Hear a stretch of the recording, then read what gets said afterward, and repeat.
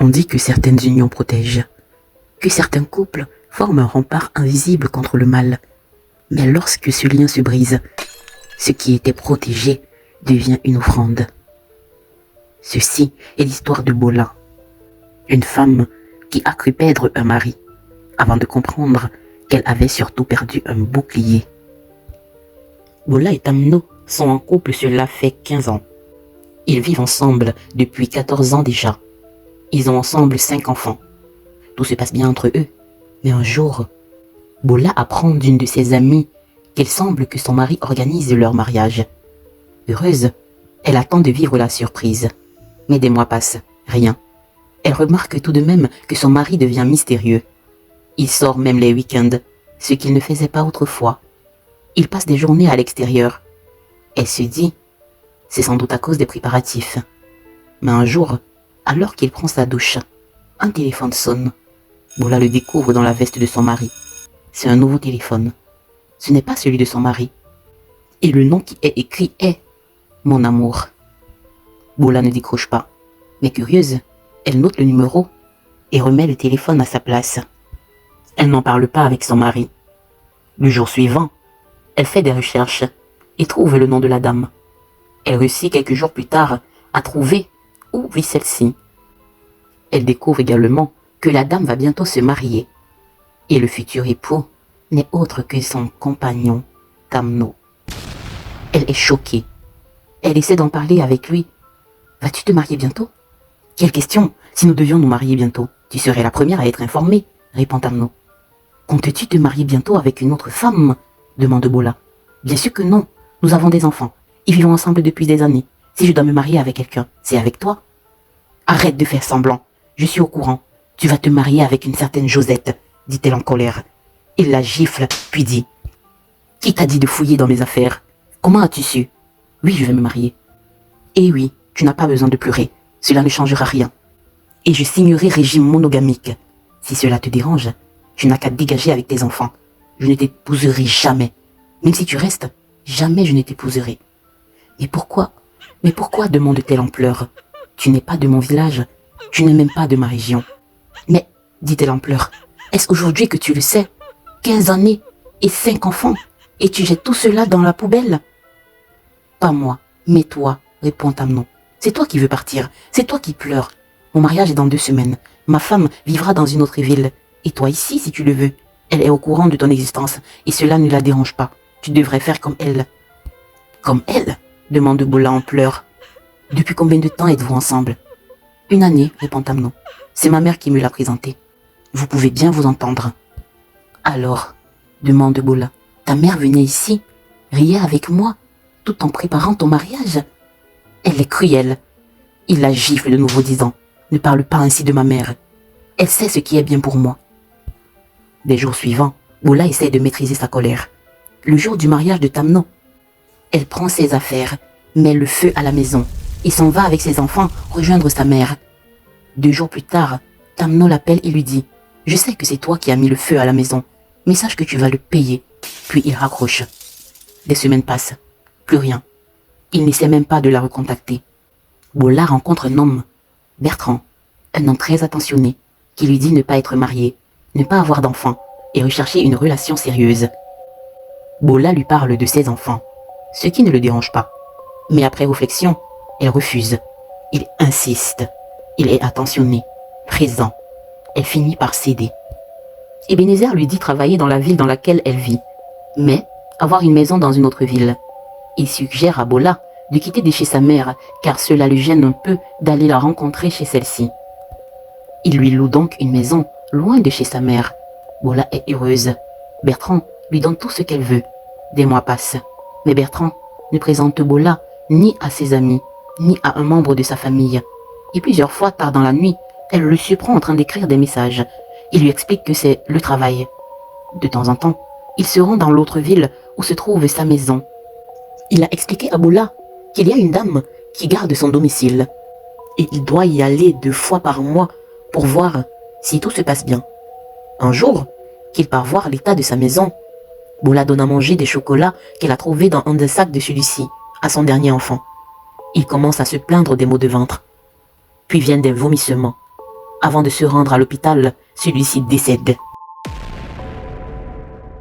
Bertrand, qui est en voyage, revient précipitamment après avoir reçu la nouvelle.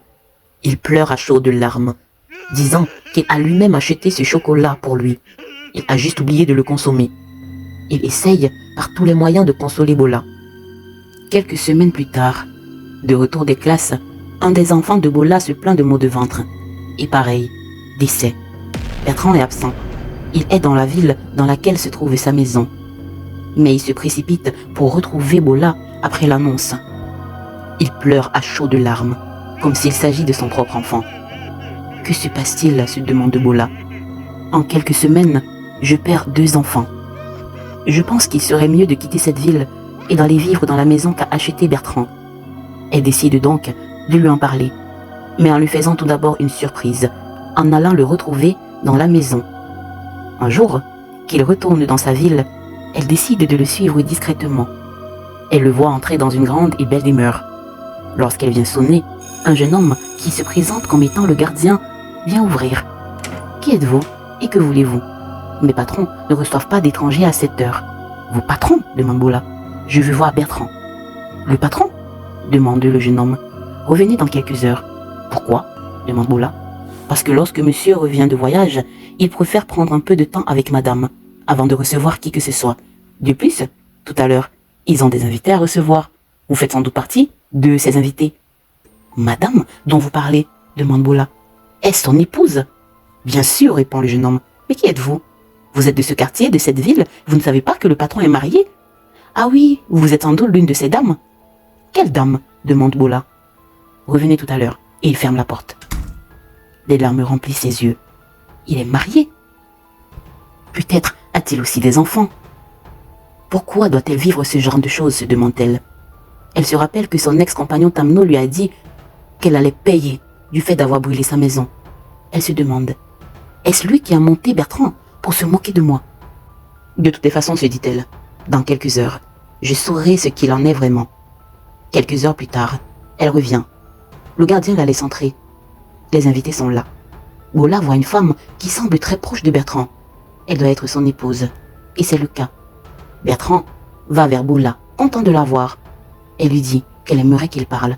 Il lui demande d'attendre que les invités partent. Lorsque tous les invités sont partis, il lui dit « Nous pouvons maintenant parler. Alors Bola, je te présente mon épouse Majanga. Majanga, voici Bola dont je t'ai tant parlé. Sois la bienvenue. Bertrand m'a beaucoup parlé de toi. Et tout ce qu'il m'a dit de toi, c'est un bien. Il m'a dit tout ce que tu traverses actuellement. Et je lui ai proposé que tu viennes vivre ici avec tes enfants. Cela ne me dérangera pas. Moi, je n'ai pas d'enfants. Cela mettra un peu de chaleur dans cette maison. » Et Bola demande « Cela ne te dérange pas? T'a-t-il vraiment dit qui je suis pour lui? » Oui, bien sûr. Tu es sa compagne. Tu le sais et cela ne te dérange pas? Moi, je ne savais pas qu'il était marié. Il m'a dit qu'il est célibataire et qu'il recherche une relation stable. Ne t'inquiète pas. Lui et moi vivons juste dans la même maison, mais c'est fini entre nous depuis très longtemps. Si nous divorçons, chacun de nous perdra beaucoup, et nous avons signé régime monogamique. Mais comme je te l'ai dit, tu peux vivre ici avec tes enfants. Je sais que tu es quelqu'un de bien, et que tu me respecteras. Alors Bola demande. Répondez sincèrement. Est-ce que vous connaissez un certain Tamno Charles? Ça me dit quelque chose. Mais ce quelque chose n'est pas bon, répond la femme. Comment ça? Demande Bola. Si c'est celui que je connais, il est dans le club. Quel club? Demande Bola. Le club de mon mari. Le club de ton mari? Bola se tourne vers Bertrand, qui éclate de rire et dit « Tu es tellement naïve, Bola. Tu as vraiment cru que tu pouvais mettre le feu à la maison de l'adjoint maître sans être puni? » Adjoint maître de quoi? Demande Bola. Mais du club. Il t'a protégé durant des années. Il a refusé de donner un de tes enfants. Puis tu as décidé de le quitter. Et là, plus aucune protection. Ce qui a donc permis que nous puissions les manger.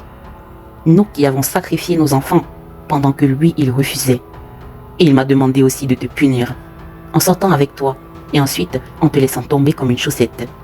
Mais j'ai pensé faire mieux. Prendre ses enfants. Mais c'est toi qui as tué mes enfants?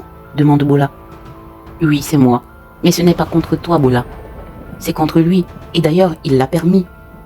Mais il se fout de mes enfants, dit Bola. Même qu'il m'a dit de les emmener. Il ne se fout pas de tes enfants. Il a beaucoup souffert du décès de ceux-ci. Si tu dis qu'il a souffert, Pourquoi dis-tu qu'il a permis que tu les tues? Est-ce vraiment Tamno qui t'a demandé de faire mourir mes enfants? Est-ce lui qui t'a demandé de sortir avec moi?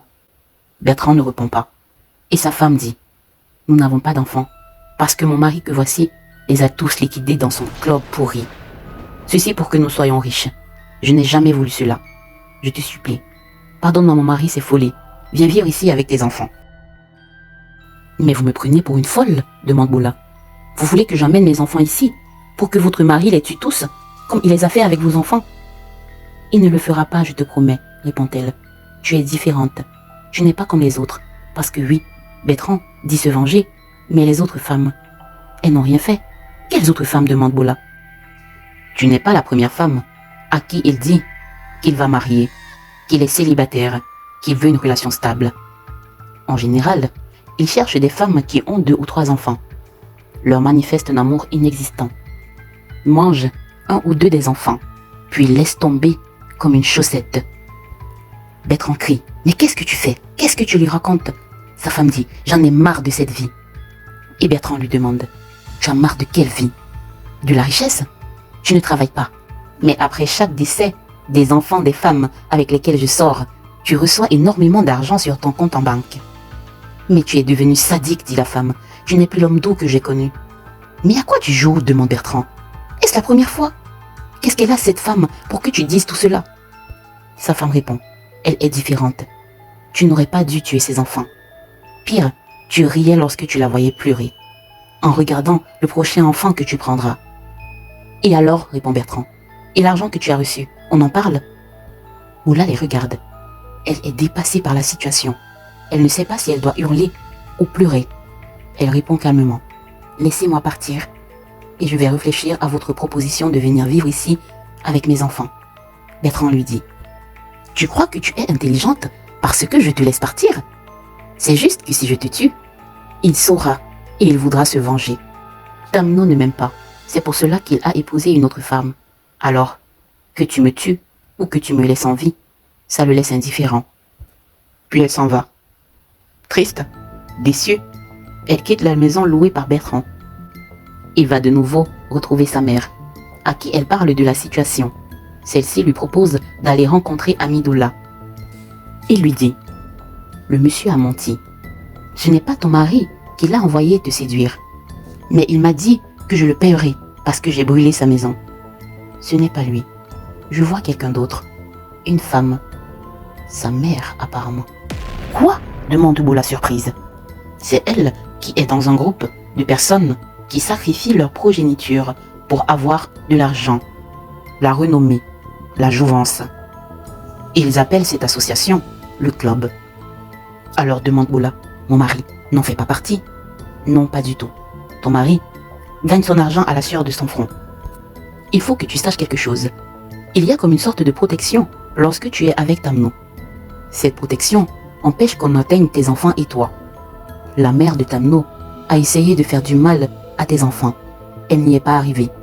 Elle a découvert qu'il y avait comme une protection, raison pour laquelle elle vous a séparés. Elle a endormi l'esprit de ton mari et lui a présenté cette fille de sa région. Tous les enfants qu'ils auront, soit mourront, soit deviendront les agents du club.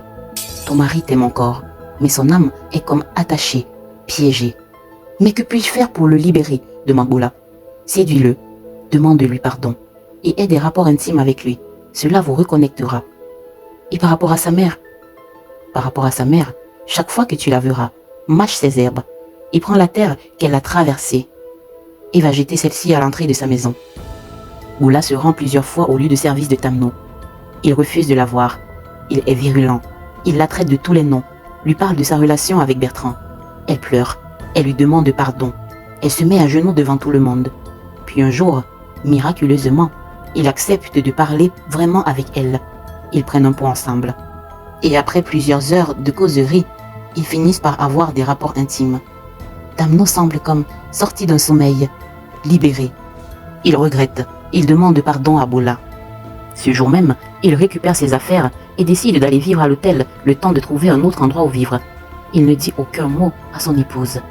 Celle-ci informe immédiatement la mère de Tamno, qui se met dans une colère noire. Elle appelle Tamno et lui demande « T'es-tu remis avec Boula ?» Il répond oui. Elle lui dit, je t'ordonne d'arrêter, tu es un homme marié maintenant. Tamno lui répond, maman, je suis un adulte, je fais mes choix. Elle raccroche et se rend chez Bola. Elle frappe à la porte. Lorsque Bola voit que c'est elle qui frappe à la porte, elle s'en va prendre les herbes données par Amidoula et se met à les mâcher, puis ouvre la porte.